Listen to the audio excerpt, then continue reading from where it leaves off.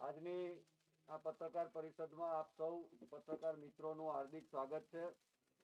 આજે આપણી વચ્ચે ઉપસ્થિત આદરણીય કેન્દ્રીય કૃષિ મંત્રી આદરણીય શ્રી પરસોત્તમભાઈ રૂપાલાજી, ભારતીય જનતા પાર્ટીના પ્રદેશના ઉપાધ્યક્ષ આદરણીય શ્રી ગોરધનભાઈ ઝડફિયા તેમજ ભારતીય જનતા પાર્ટીના પ્રદેશ પ્રવક્તા આદરણીય શ્રી ભરતભાઈ પંડ્યા આપણી વચ્ચે ઉપસ્થિત છે।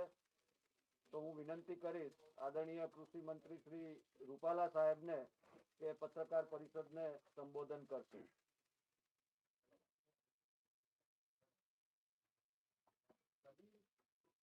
નમસ્કાર મિત્રો,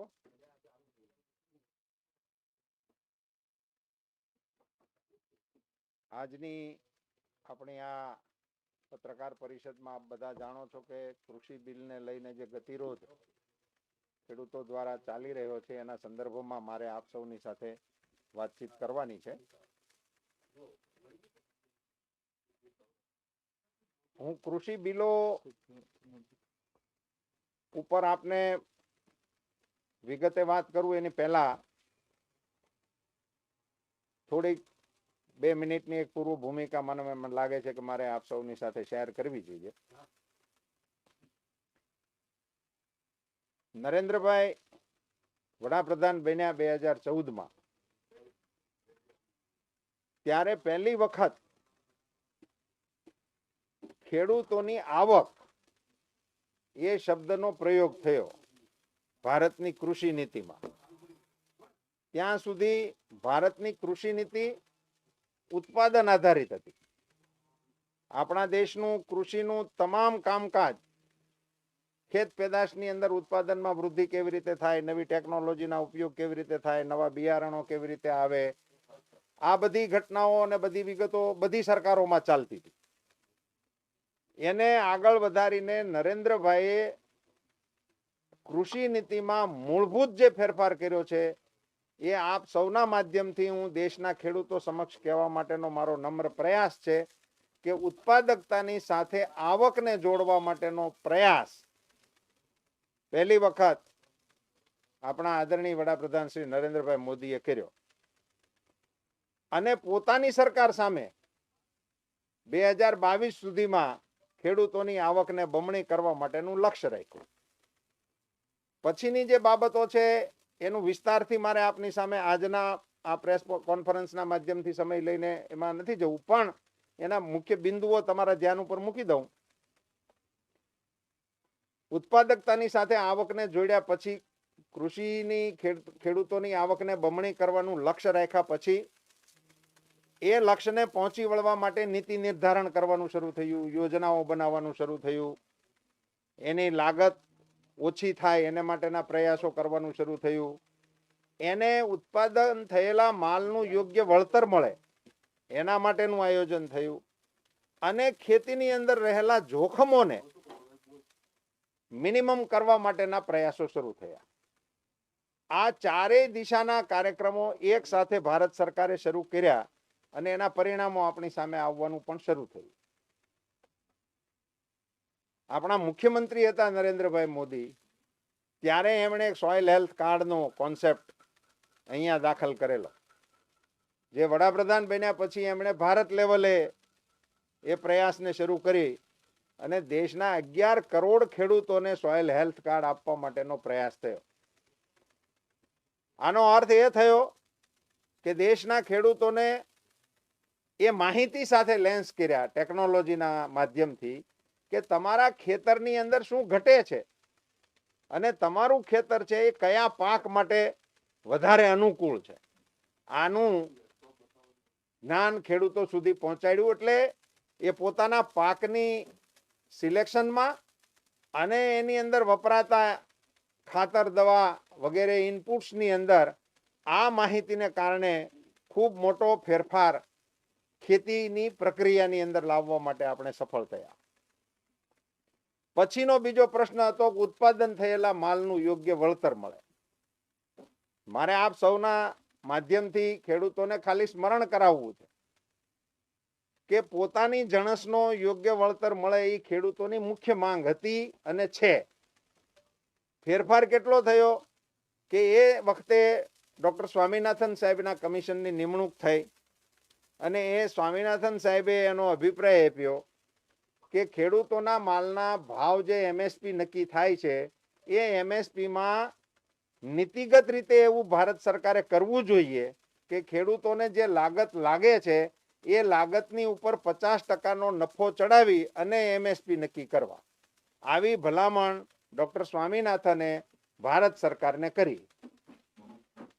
અહીંયાથી મુખ્ય આપણી વિવાદના મુદ્દાઓ શરૂ થયા. ડૉક્ટર સ્વામિનાથને ભલામણ કરી ભારત સરકારને. અત્યારે અમારા કોંગ્રેસના મિત્રો અમારી સામે આંદોલન કરીને, દબાણ કરીને, એવો પ્રયાસ કરીને એવી માગણી કરી રહ્યા છે કે તમે આ એમએસપીને કાયદાનું સ્વરૂપ કેમ નથી આપતા? આ બિલમાં તમે એમએસપીને કેમ એનો ઉલ્લેખ નથી કર્યો? અરે ભલા માણા, સ્વામિનાથન સાહેબે જ્યારે આને મંજૂરી માટે તમારી પાસે મૂક્યું હતું તો તમે સરકારમાં બેઠા હતા.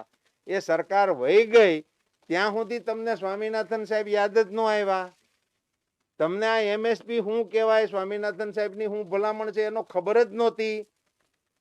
નરેન્દ્રભાઈ મોદીએ સ્વામિનાથન સાહેબની આ ભલામણને મંજૂર કરી અને લાગત ઉપર 50%નો નફો ચડાવીને નીતિગત રીતે એમએસપી ની ઘોષણા કરવાનું શરૂ કર્યું. એટલે ખેડૂતોની અંદર એમએસપી લોકપ્રિય થઈ. નહીતર એમએસપી ની માગણી અગાઉ કોઈ કરતું નહોતું. કારણ કે એમએસપી કેવી રીતે આવતું હતું એ આપણે બધા જાણીએ છીએ. પણ જ્યારથી સ્વામિનાથન સાહેબની ભલામણ વાળી એમએસપી નરેન્દ્રભાઈ મોદીએ નીતિગત નિર્ણય લઈ અને મંજૂર કરી, એને કારણે આજે એમએસપી ખેડૂતોની માંગનો પણ વિષય બન્યો અને ખેડૂતોના લાભનો વિષય પણ બન્યો. આવડો મોટો ઐતિહાસિક નિર્ણય લીધા પછી એ એમએસપી ના આધાર ઉપર ખરીદી થાય એને માટે રાજ્ય સરકારોની સાથે મળી અને ભારત સરકારે ખૂબ પ્રયાસો શરૂ કર્યા. એના આંકડાઓ છે, હું આમાં તમને આપ્યા છે, એ ડિટેલમાં તમને મળી પણ જશે. પણ કેવડો ફેરફાર યુપીએ 2 ની અંદર જે ખરીદી થઈ હતી 5 વર્ષની અંદર, અને એ ખરીદીની અંદર પછી 14 થી 19 વચ્ચેના આંકડા તમે જોશો તો 75 ગણાની વૃદ્ધિ છે. ટકાવારીમાં તો કેવું અઘરું છે. 75 ગણી વૃદ્ધિ એમએસપી ની અંદર, ખરીદીની અંદર, આ સેક્ટરની અંદર આપણને કરવામાં આવ્યું છે. આ એમએસપી નક્કી થયું એટલે ઉત્પાદનના ભાવવાળું નક્કી થઈ ગયું. પછીનો એક મુદ્દો પણ મારે તમારા ધ્યાન ઉપર અગત્યનો મૂકવો છે કે ખેતીની સામેના જોખમોને ઘટાડવા માટે પ્રધાનમંત્રી ફસલ વીમા યોજનાનું એક નવું મોડેલ નરેન્દ્રભાઈ દેશના ખેડૂતો માટે આપ્યું. આ એમએસપીની મૂળભૂત બાબતો જેમ મેં તમને સમજાવી એમાં પ્રધાનમંત્રી ફસલ વીમાની પણ કેટલીક ખૂબીઓ સમજી લેવાની આપના માધ્યમથી હું ખેડૂતોના ધ્યાન ઉપર મૂકવા માંગુ. આ પ્રધાનમંત્રી ફસલ વીમા યોજના આવી એની પહેલા આખા દેશમાં પ્રીમિયમ જુદા જુદા હતા. તમામ પાકના પ્રીમિયમ જુદા જુદા હતા. અને આપણા ગુજરાતમાં એવું થતું હતું, એનો જેનો મારો અનુભવ છે એ બી શેર કરું તો કપાસના પ્રીમિયમ અને મગફળીના પ્રીમિયમની અંદર મોટો અંતર હોવાને કારણે ખેડૂતો વાવે કપાસ અને પ્રીમિયમ ભરે લખાવે મગફળી. આવું થતું હતું. પરિણામ શું થતું હતું? ચેકિંગ જ્યારે થાય ત્યારે વાવેતર જુદા પ્રકારનું નીકળવાને કારણે એને પાક વીમાથી વંચિત રહેવું પડતું હતું. એનો ડિફરન્સ કેને માટે થતો હતો? પેલા પ્રીમિયમના તફાવતને કારણે. મારે ગુજરાત સરકારને ધન્યવાદ આપવા જોઈએ કે ગુજરાત સરકારે આ વાત એના ધ્યાન ઉપર આવી એટલે કપાસનું વધારાનું પ્રીમિયમ રાજ્ય સરકારે ભરવા માટેનો આપણા ગુજરાતમાં નિર્ણય કરેલો અને પછી એ રીતે નિર્ણય ચાલતો હતો. પણ પ્રધાનમંત્રી ફસલ વીમા યોજના આવી ત્યારે એમણે આખા દેશના ખેડૂતો માટે એક પ્રીમિયમ નક્કી કરી નાખ્યું. ખરીફમાં 1.5% અને રવિમાં 2%. બધાના પ્રીમિયમ એક સરખા થઈ ગયા અને બહુ મિનિમમ થઈ ગયું 1.5% ને 2%. એને કારણે આ વિસંગતતાઓ દૂર થઈ ગઈ. પણ એમાં એક નિર્ણય ભારત સરકારે કર્યો હતો કે ધિરાણ લેનારા ખેડૂતોને ફરજિયાત વીમા પોલિસીનું પ્રીમિયમ ભરવું પડશે. આ એક નિર્ણય હતો જેને કારણે વ્યાપક પ્રમાણની અંદર પોલિસીઓ મળતી હતી, વ્યાપક પ્રમાણમાં ખેડૂતોનું કવરેજ વધ્યું હતું ખેડૂતોને એના બેનિફિટ પણ મળતા હતા. પણ ખેડૂત સંગઠનો દ્વારા, ગ્રામ્ય સ્તરના અમારા આગેવાનો દ્વારા, સહકારી આગેવાનો દ્વારા, કિસાન સંઘ દ્વારા, કિસાન મોરચા દ્વારા અમારી પાસે એવી રજૂઆતો આવી કે આ ફરજિયાત પ્રીમિયમ વાળું છે એ ખેડૂતોને નથી ફાવતું. આદરણીય વડાપ્રધાન સુધી આ વાતને પહોંચાડી અને એમાં પણ ગઈ વર્ષે સુધારો કરી દીધો અને ફરજિયાત પ્રીમિયમને બદલે ઐચ્છિક રીતે ખેડૂતો પોતે ઈચ્છે તો પ્રીમિયમ ભરે એવો સુધારો પણ કરી દીધો. આ ભૂમિકા મારે એટલા માટે બાંધવી પડી કે અત્યારે આ કૃષિ બિલોને લઈને જે પ્રકારના ગતિરોધના કાર્યક્રમો ચાલી રહ્યા છે એનો પ્રાઇમરી જવાબ જ મારો તો આ હતો કે તમે આ બિલોને ધરતી ઉપર ઉતરવા દો, એનો એકચ્યુઅલ ધરતી ઉપર અમલ થવા દો અને અમલને અંતે ખેડૂતોને કંઈ હાડમારી પડે છે એવું જાણમાં આવે અને ખેડૂતોના અનુભવમાં આવે તો જરૂર એની અંગે સરકાર વિચારણા પણ કરી શકે. પણ આ તો અગાઉથી જ આ બિલોને પાછા ખેંચો એ પ્રકારની જે ગતિરોધની કાર્યવાહી કરવામાં આવે છે એ લોકતાંત્રિક દેશની અંદર એને માટે એ યોગ્ય નથી. ભારત સરકાર દ્વારા, અમારા કૃષિ મંત્રી શ્રી તોમર સાહેબ દ્વારા ખેડૂતો સાથે સિલસિલાબંધ બેઠકો ખૂબ ધીરજપૂર્વક, ખૂબ સંવેદનશીલતાની સાથે કરવામાં આવી છે. હજુ પણ બેઠકોનો દોર આગળ ચાલવાનો છે. આપ સૌના માધ્યમથી દેશના ખેડૂતોને મારે એક નમ્ર અપીલ કરવાની છે કે જે વડાપ્રધાન તમારા કુટુંબની નહીં, તમારી જમીનની તબિયતના સમાચાર પૂછ્યા છે, એની ખબર લેવાનો ઈરાદો કર્યો છે, તમારા ખેતીને લગતા જોખમોને ઘટાડવા માટેનો પ્રયાસ કર્યો છે, એને માટેની યોજનાઓ બનાવી છે અને આ બધું બન્યા પછી નરેન્દ્રભાઈને જ્યારે એવું લાગ્યું હતું કે બે ગણી બમણી આવક કરવાના લક્ષ્યને પહોંચી વળવા માટે રોકડ રકમ પણ ખેડૂતોના ખાતામાં નાખવા માટેનો નિર્ણય કર્યો અને 95,000 કરોડ રૂપિયા ખેડૂતોના ખાતામાં જમા કરી દીધા. એવી કામગીરી કરનારા પ્રધાનમંત્રી શ્રી સામે દેશના ખેડૂતોએ સહેજ પણ અવિશ્વાસ નહીં, શંકા કરવાની પણ આવશ્યકતા નથી. આ બધી કાર્યવાહીઓ કર્યા પછી વર્તમાન પરિસ્થિતિ જે છે, હું સહેજ તમને 1 મિનિટ વધારાની લઈ અને કહું કે આપણા રાજ્યમાં જે ખેતીમાં ફેરફારો આવ્યા એ ઉદાહરણ તરીકે આપું છું કે આપણી 18 લાખ હેક્ટર જમીન હતી સિંચાઈની અને નર્મદાના પાણી મળવાને કારણે 18 લાખ હેક્ટર બીજી જોડાણી. 18 લાખ હેક્ટર આપણી જે હતી એમાં અમારા અમરેલીનો ખોડિયાર ડેમે આવે. મારી સાંભળણીમાં 2 વખત પાણી આપ્યું છે મારી સાંભળણીમાં. એટલે એ અનિશ્ચિત હતું. પાણી હોય ના હોય, વરસાદ હોય ના હોય, એ બધા બંધોમાં પાણી 12માસી હતા નહીં, આપણી નદીઓ 12માસી નહોતી. એટલે અનિશ્ચિતતા વાળું હતું. 18 લાખનું જે સિંચાઈનું આપણું ક્ષેત્રફળ હતું એ અનિશ્ચિત હતું. એમાં નર્મદાનું નિશ્ચિત 18 લાખનું ભળ્યું. એટલે આપણી કૃષિ ઉત્પાદન ક્ષમતા 4 ગણી વધી ગઈ. અમે ખેડૂત તરીકે અમને ખ્યાલ છે કે અમારે જ્યારે સારા ઉતારા આવ્યા હોય તો અઠવાડિયું માર્કેટિંગ યાર્ડની અંદર લાઈનમાં ઊભું રહેવું પડે. એ આ અત્યારના પ્રોડક્શનના આધાર ઉપરનું આપણું ઇન્ફ્રાસ્ટ્રક્ચર હતું. તો આ 4 ગણું એડિશનલ એગ્રીકલ્ચર પ્રોડક્શન જ્યારે માર્કેટમાં આવશે તો એને સમાવવા માટે, એને માર્કેટિંગ કરવા માટે, એના ટ્રાન્સપોર્ટેશન કરવા માટે, એના સંગ્રહ માટે, એના વેચાણ માટે નવા વિકલ્પો શોધવા અનિવાર્ય હતા. અને એના અનુસંધાને આ 3 કાયદાકીય સુધારા કરીને ખેડૂતોને સમર્થન આપવા માટેના આશય સાથે આ બિલો ભારત સરકારે પસાર કર્યા છે. ટૂંકમાં આ બિલો અંગે આપણા ધ્યાન ઉપર મારે એટલું મૂકવું છે કે કોમોડિટી એક્સચેન્જ, કોમોડિટીનો જે આપણો કાયદો હતો એને નિયંત્રણો એના હટાવી લેવા માટેનો આશય એટલા પૂરતો જ હતો કે પ્રાઇવેટ ઇન્ફ્રાસ્ટ્રક્ચર, પ્રાઇવેટ ઇન્વેસ્ટમેન્ટ, જે ખાનગી મૂડી રોકાણો હતા એ એગ્રીકલ્ચર સેક્ટરમાં સૌથી ઓછા છે આપણા દેશની અંદર. આજે પણ હજી નહીવત છે. એ નહીં આવવાનું કારણ શું? તમારી પાસે 1000 ટન માલ લેવાની ક્ષમતા છે, તમે 1 લાખ ટન પણ લઈ શકો એવી ક્ષમતા છે, પણ પછી તમારી ઉપર નિયંત્રણ આવી જાય. તમે વધારે સ્ટોક કરશો તો તમે તે ઇન્સ્પેક્ટર આવશે. એટલે શક્યતા હોવા છતાં અને ક્ષમતા હોવા છતાં એનો લાભ ખેડૂતોને આપણે અપાવી શકતા નહોતા. રાષ્ટ્રીય અને આંતરરાષ્ટ્રીય મુક્ત બજારનો બેનિફિટ એ ખેડૂતને મળે એવા આશય સાથે આ નિયંત્રણો હટાવ્યા છે. એની સામે એવા પણ ડિબેટની અંદર મેં આક્ષેપો સાંભળ્યા કે ભાઈ પછી તો આમાં મોટી મોટી કંપનીઓ ખેડૂતોનો બધો માલ કોર્નર કરી લે છે અને પછી ગ્રાહકોને જ્યારે આપવાનો આવશે ત્યારે 4 ગણા 5 ગણા ભાવો લઈ અને એને આપશે. આ બધી બાબતો ભારત સરકારના સંજ્ઞાનમાં છે જ અને હોય જ. કોઈ પણ કટોકટીનો સમય આવે કે કોઈ પણ વખતે આ પ્રકારના ભાવની અંદર ઉછાળાઓ લાવે ત્યારે એની સામે પગલાં લેવા માટેની જોગવાઈ આ સુધારાની અંદર સાથે જ અંદર ઇનબિલ્ટ કરેલી છે. એટલે એની સામે કંઈ ન કરી શકાય અને સરકારો ન કરી શકે તો કોણ કરી શકે? એટલે એવી શંકા રાખવાની કોઈ આવશ્યકતા નથી. પણ અત્યાર સુધી આપણા એગ્રીકલ્ચર પ્રોડક્ટને મુક્ત બજારની હવા લાગી નથી. એ લાગવા તો દો.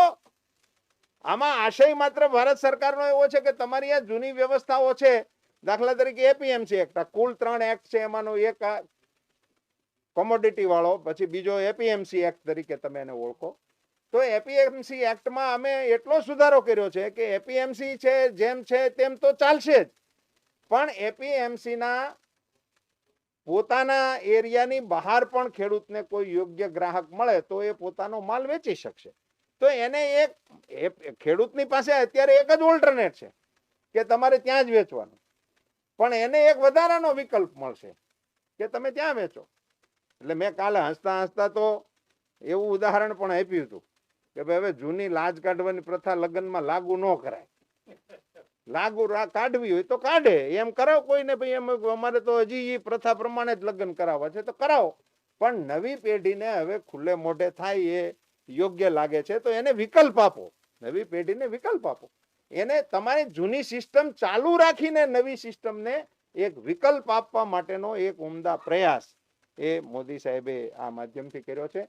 એક ગંભીર પ્રકારનો આક્ષેપ કોન્ટ્રાક્ટ ફાર્મિંગને લઈને કરવામાં આવે છે. એ એક્ટના સામે ખાસ કરીને અમારા કોંગ્રેસના મિત્રો એવું કહેતા ફરે છે કે આને કારણે ખેડૂતોની જમીન હડપ થઈ જશે અને ખેડૂતો બંધવા મજદૂરો થઈ જશે. વાવે તેની જમીન કરીને ખેડૂતોને જે જમીનો આપવામાં આવી છે એ જમીનો વળી પાછી આ કંપની વાળાઓ હડપ કરી જશે. એક કંપની આવી હતી તો ભારતની આઝાદી ખાઈ ગઈ, તો આમાં તો કેટલી કંપનીઓ આવશે અને ભારતનું શું થશે?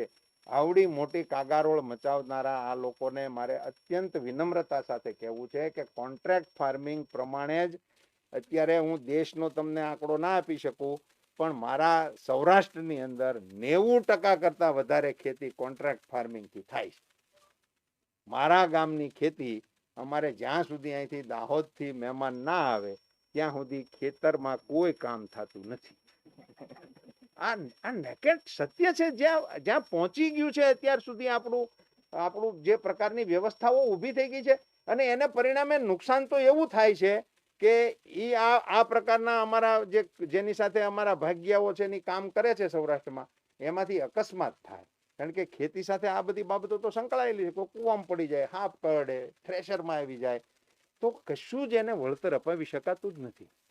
કારણ કે એવી કોઈ જોગવાઈ છે નહીં. એટલે પછી છેવટે એ ખોટું બધા બોલે છે કે ના એ તો અમારે અહીંયા કાલે જ આવ્યા હતા ને એ કોઈ અમારા કાયમી મજદૂરો છે નહીં ને.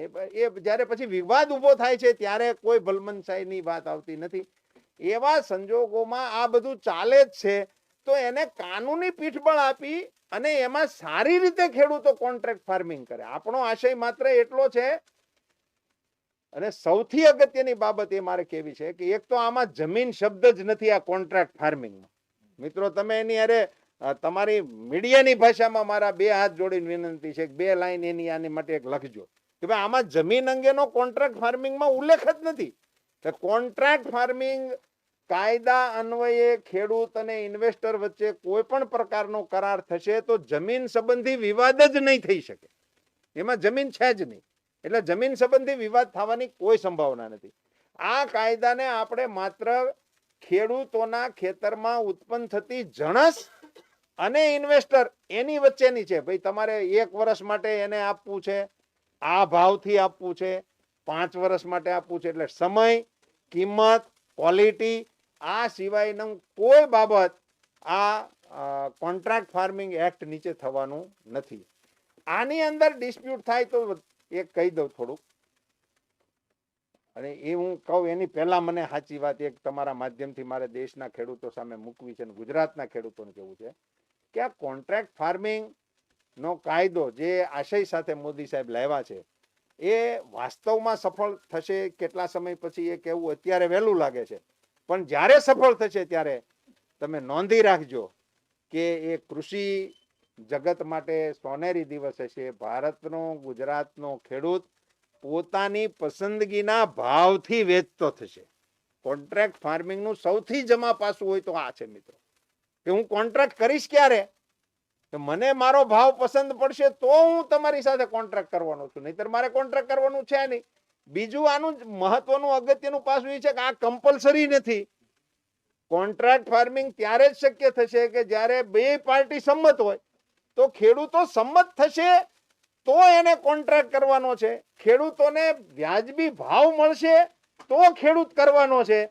એવી જે કાયદાની અંદર જોગવાઈ છે એનો લાભ ખેડૂતોની ઈચ્છા પડે તો લેવા દો, એની ઈચ્છા પડે તો ના લે, એવી જે કાયદામાં જોગવાઈ છે એ કાયદાનું નામ લઈને ખેડૂતો જમીન વગરના થઈ જવાના છે અને ખેડૂતો બંધવા મજદૂરો થઈ જવાના છે. ભલા માણસ, આ દેશનો ખેડૂત હવે એ 1957-58 નો ખેડૂત નથી, અત્યારે આ 2024 નો ખેડૂત છે. અહીંયા આપણા રાજ્યમાં તો કોન્ટ્રાક્ટ ફાર્મિંગના વર્ષોથી પ્રેક્ટિસમાં આવી ગયેલા ખેડૂતો છે. અહીંયા શિવકંપા છે ગાંધીનગરથી બહુ નજીક છે, પત્રકાર મિત્રોને કહું ત્યાં શાંતિલાલ પટેલ કરીને એક આગેવાન છે, એમને મળજો, એ તમને કહેશે કે કોન્ટ્રાક્ટ ફાર્મિંગ એમાં કેટલાક કંપનીઓ સાથેના વિવાદો પણ ઊભા થયા હતા અને એ બધી બાબતોનો ખ્યાલ રાખીને નવા કોન્ટ્રાક્ટ ફાર્મિંગમાં ખેડૂતોને પોતાના હિતની સલામતી રહે એની વ્યવસ્થા સાથેના કાયદાઓ કર્યા છે. માત્ર બજેટીય સમર્થન, એમએસપી દ્વારા એને યોગ્ય મૂલ્ય મળે એના નિર્ણયો, પેલું અમે યુરિયાને નીમ કોટેડ કરી અને હવે તો નેનો ટેકનોલોજીના પ્રયોગો યુરિયાની અંદર લાવવા માટેનો પ્રયાસ ચાલી રહ્યો છે અને એ હવે લગભગ સફળ થવાને આરે છે. બહુ ટૂંક સમયમાં હવે એ પ્રેક્ટિસમાં પણ આવવાનું છે. એક સાથે આ ટેકનોલોજીના માધ્યમથી ખેડૂતોને ઉત્પાદનમાં વૃદ્ધિ થાય એને માટે, એમએસપીના નીતિગત નિર્ણયથી એની આવકમાં વૃદ્ધિ થાય એટલા માટે, એના જોખમોના નિરાકરણ માટે અને એના એકાઉન્ટમાં રોકડા રૂપિયા આપવાના નિર્ણય કરવાની એક સિક્વન્સ કરનારા વડાપ્રધાન સામે દેશના ખેડૂતોએ, રાજ્યના ખેડૂતોએ સહેજ પણ શંકાથી જોવાની આવશ્યકતા નથી. આટલી વાત આપના સૌના માધ્યમથી ખેડૂતો સુધી પહોંચાડવા માટે આપ સૌનો આભાર. પુરુષોત્તમભાઈ, આ તમે કહો છો કાયદો આટલો સારો છે તો જે સંસદમાં એની પર ચર્ચા કેમ નથી કરવામાં આવી? અરે મારા મિત્ર, આ તો તમે એવડો મોટો અઘરો સવાલ મને પૂછ્યો કે સંસદની અંદરની ડિબેટો લાઈવ ઓન અત્યારે બી છે, આપ જોઈ બી શકો છો અને સંસદની અંદર એને પસાર કરેલો છે. રાજ્યસભામાં પણ પસાર કર્યો છે, લોકસભામાં પણ પસાર કર્યો અને બંને જગ્યાએ ડિબેટ થઈ છે અને બહુ વિસ્તૃત ડિબેટ થઈ છે. ડિબેટ જ નહીં, વિસ્તૃત ડિબેટ થઈ છે. એમનો કહેવાનો આશય અને મતલબ કદાચ એવો છે કે મારો પણ પ્રશ્ન છે કે જી. આ જે એક્સરસાઇઝ અત્યારે જે રૂલિંગ પાર્ટી કરી રહી છે લોકોની વચ્ચે જવા એ આટલી મોટી વસ્તુ શું પહેલા પણ તમે આ કરી શકતા હોત જે કદાચ નથી થઈ લોકોને સમજાવવાની? આપના આશય જે હોય તે, દાખલા તરીકે ભાઈ એમ કહ્યું કે ડિબેટ નથી કરી, તો ડિબેટ ઓલરેડી ત્યાં બહુ સારી રીતે ડિબેટ થઈ છે એવું નહીં, ખૂબ સારી રીતે ડિબેટ થઈ. આપ જે કહો છો કે અમે આ વાતને લોકો વચ્ચે લઈ જવામાં મોડા છીએ, તો એ પણ આપના ધ્યાનમાં રહે કે મેં ગુજરાતમાં જે તે સમયે બિલો પાસ થયા ત્યારે રાજકોટની અંદર અને વડોદરાની અંદર મેં જ પ્રેસ કોન્ફરન્સો કરેલી હતી. જેવા ત્યાંથી અમારા એ બિલો બંને હાઉસમાંથી પાસ થયા અને પછીના નજીકના ભવિષ્યમાં મેં જ આવીને પ્રેસની સાથે બેસીને વાતો કરી છે. એ વખતે મેં રાજકોટમાં પ્રેસ એક લીધી હતી અને એક વડોદરા ખાતે લીધી હતી. એની તો મેં લીધી હતી, પણ મારી સિવાયના ઘણા બધા આગેવાનોએ એ વખતે પણ મીડિયાની વચ્ચે પણ જઈ અને ખેડૂતોની વચ્ચે જઈ અને વાત કરવાનો પ્રમાણિક પ્રયાસ ત્યારે પણ કર્યો. એમનું કહેવું એમ છે કે કાયદો પસાર કર્યો એ પહેલા ખેડૂતોને વિશ્વાસમાં કેમ નથી લીધા? આપણે મોટી સંખ્યામાં અત્યારે વિરોધ કર્યો. ખેડૂતો કેટલા ખુશ છે? ખેડૂતો કેટલા ખુશ છે એનો એક જવાબ એ છે કે દેશના મોટા ભાગના ખેડૂતો એ આ કાયદાને આવકાર્યો છે, સ્વીકાર્યો છે અને અમને પણ રૂબરૂ મળીને પણ ઘણા બધા લોકોએ એવું કહ્યું છે કે આનો અમલ થાય એ અમારા હિતમાં છે. તો પંજાબ અને હરિયાણા ખેડૂતો કેમ હવે એ તો તમારા જ સવાલમાં જવાબ આવી ગયો ને, પંજાબ અને હરિયાણા સિવાય દેશમાં ઘણા રાજ્યો છે. જવાબ તમારામાં જ છે, તમારા સવાલમાં જ એ જવાબ. અચ્છા, આ કાયદાના સમર્થનમાં એટલે આ કાયદા માટે કેટલા સંગઠનોએ માંગણી કરી હતી આ કાયદા માટે? ઓલમોસ્ટ ઓલ બધા જ કાનૂન ખેડૂતોના સંગઠનોએ માંગણી કરેલી. અહીં જેવા કે બધા જ જેવા કે નહીં, અને આ બધા જ સંગઠનો સાથે કાયદો લાવતા પહેલા પણ અમે બેઠકો કરેલી છે અને એમાં પણ એમના પ્લસ માઇનસ સાંભળેલા છે. ખેડૂત સંગઠનો સાથે પણ અમે બેઠા છીએ. હું પણ પોતે બેઠેલો છું. सर, जब ये कृषि कानून बन रहे थे तब जो समितियां बनी थी तो उसमें राज्य के मुख्यमंत्री जैसे पंजाब के अमरिंदर सिंह और मंत्री भी केंद्रीय मंत्री, ये लोग भी जब शामिल होते थे तो उनका क्या मुद्दा होता था और क्या उनके ऑब्जेक्शन होते थे? જુઓ, આજે પણ જ્યારે આંદોલન શરૂ થયું એ વખતે પણ એમની જે પંજાબના ખાસ કરીને પંજાબ સરકાર અને અકાલી દળ અને પંજાબના આગેવાનોની માંગણીમાં આ હતું, એ લોકો એવું માને છે કે આ કાયદાને કારણે એમએસપી બંધ કરવા માટે ભારત સરકારનો હિડન એજન્ડા છે એવું કહે છે. હવે હિડન એજન્ડાને તો અમે એને બીજી કેવી રીતે સમજાવવાની કોશિશ કરીએ. નંબર 2, એના મનમાં એવું છે કે આ કાયદાને કારણે એપીએમસી નું જે સ્ટ્રક્ચર છે એ સ્ટ્રક્ચર તૂટી પડશે. આ બે એમના મનમાં શંકાઓ હતી. એટલે અમે એમને એમ કહ્યું હતું કે તમે અમને સજેસ્ટ કરો કે આ બાબતમાં તમારા મનમાં શું છે કે એપીએમસી નું સ્ટ્રક્ચર ન તૂટી પડે એને માટે તમારા મનમાં આમાં શું અમારે સંશોધન કરવું જોઈએ. તો એમના તરફથી એક એવી વાત પણ આવી હતી કે આ એપીએમસી ની અત્યારની જે વ્યવસ્થા છે એની સામે તમારા આ મુક્ત બજારના કાયદાને કારણે પ્રાઇવેટ માર્કેટો ઊભી થઈ જશે અને પછી એ પ્રાઇવેટ માર્કેટો ને અંદર વધારે ખરીદી થવાને કારણે આપણી આ સરકારી વ્યવસ્થાઓ કે કોઓપરેટિવ વ્યવસ્થાઓ જે છે એ ખતમ થઈ જશે. ત્યારે એમની એક એવી રજૂઆત અમારી સામે આવી છે જે તોમર સાહેબ સાથેના બધા બેઠકોની અંદર પણ આવી. એમાં એવું આવ્યું હતું કે અત્યારની માર્કેટિંગ વ્યવસ્થા અને પ્રાઇવેટ મંડીઓને જો મંજૂરી મળે અને એમ પ્રાઇવેટ મંડીઓ જો ઊભી થાય તો એ બંનેની અંદર ટેક્સનું માળખું સમાન રહે એવી વ્યવસ્થા તમારે કરવી જોઈએ, જેની સાથે સૈદ્ધાંતિક રીતે અમારું વિભાગ તૈયાર પણ છે ને એ દિશામાં વિચારવાની અમારી તૈયારી પણ છે. એક એમનું જે સજેશન છે કે જે પ્રાઇવેટ મંડી છે એમાં પણ એમએસપી લાગુ થાય, આ ડિમાન્ડ કેટલી યોગ્ય સરકાર માને છે? અમે એમએસપી એ મેં પહેલા જ એટલા માટે આપણે વિગતવાર થોડુંક એમએસપીમાં કહ્યું હતું, એ એમની માંગણી છે પ્રાઇવેટમાં નહીં. એ તો એમાં એવો સુધારો લાવવા માંગે છે કે એમએસપી ની નીચે કોઈ પણ જગ્યાએ ખરીદી થાય તો એની સામે કાનૂની કાર્યવાહી કરવી. જે વ્યાપારની સાથે આ મુદ્દો લોજિકલી ફિટ નથી બેસતો કે કોઈ પણને ખરીદી કરવા માટે એક બાજુથી આપણે મુક્ત અર્થતંત્રની વાત કરીએ અને બીજી બાજુથી એને એની ઉપર ક્રિમિનલ પ્રોસિડિંગ એની સાથે જોડીએ તો એ વ્યાપારિક રીતે વ્યવહારુ નથી. એમએસપી નો લાભ ખેડૂતોને મળે એની સાથે અમે સંમત છીએ. સાહેબ, કોન્ટ્રાક્ટ ફાર્મિંગ ની તમે વાત કરેલી, 2 વર્ષ પહેલા જે ગુજરાતની અંદર ડીસાની અંદર એક બનાવ બનેલો હતો કે મેકડોનાલ્ડે ખેડૂતો સાથે કોન્ટ્રાક્ટ ફાર્મિંગ નો કરાર કરેલો અને એ બિયારણ બાબતે ખેડૂતો કોર્ટની અંદર મેકડોનાલ્ડ લઈ ગઈ. આ પ્રકારના કિસ્સાઓ ન બને કે કંપની અને ખેડૂતો વચ્ચે સંઘર્ષ ન થાય એ માટે આ કાયદાની અંદર કેવા પ્રકારની ખેડૂતો અને ઇન્વેસ્ટર અથવા તો કંપની એ બંનેની વચ્ચે આ કાયદા પ્રમાણે જો કરારો થશે તો એની વચ્ચે ઉત્પન્ન થતા વિવાદોને સુલઝાવવા માટે અમે એવું એની અંદર પ્રાવધાન રાખ્યું છે કે એ એસડીએમ ની પાસે જઈ શકશે અને એસડીએમ એને ટાઈમ બાઉન્ડ અમે એમાં 30 દિવસની લિમિટ રાખી છે કે 30 દિવસમાં જ એને આનું સોલ્યુશન કરી દેવું. ખેડૂત સંગઠનો દ્વારા અમારી પાસે એવી રજૂઆતો આવી છે કે એમાં અમે સિવિલમાં જવાની, કોર્ટમાં જવાની એમાં જોગવાઈ નથી આપણા કાનૂનની અંદર.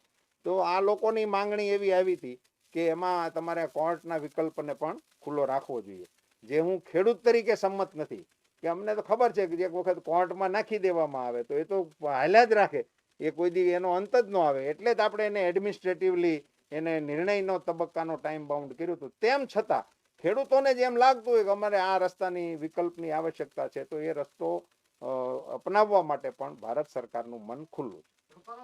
એમએસપી ને લીગલાઇઝ કરવાની જે વાત છે એમાં ઓપોઝિશન એવું કહે છે કે 2011-12 મોદી સાહેબ જ્યારે ચીફ મિનિસ્ટરની પેનલ બનેલી એ પેનલે જ એવું રેકમેન્ડ કરેલું કે એમએસપી ને લીગલ ફોર્મેટમાં લેવું જોઈએ. તો અત્યારે એ જ સરકાર મોદી સાહેબની સરકાર કેમ નથી? એટલે બેઝિક કહું છું તો મેં કહ્યું કે એ તો કોંગ્રેસના મિત્રો સહેજ પણ વિચાર્યા વગર બોલવાની એમની જે આદત છે એને કારણે એવું બોલે છે. મોદી સાહેબે 11 ની અંદર એમએસપી હતી જ નહીં. જે એમએસપી નું આપણું માળખું હતું એની ડિમાન્ડ કોઈ દેશના ખેડૂતોની એ વખતે હતી જ નહીં.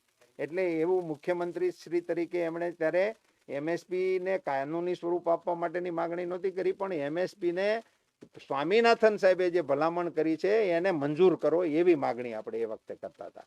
અને મને કહેતા આનંદ થાય છે કે મુખ્યમંત્રી શ્રી તરીકે ભારત સરકારમાં જે એમણે માંગણી કરી હતી એ એમને વડાપ્રધાન તરીકે બેસવાની જ્યારે તક મળી ત્યારે એ માંગણીને એમણે મંજૂર કરી દીધી.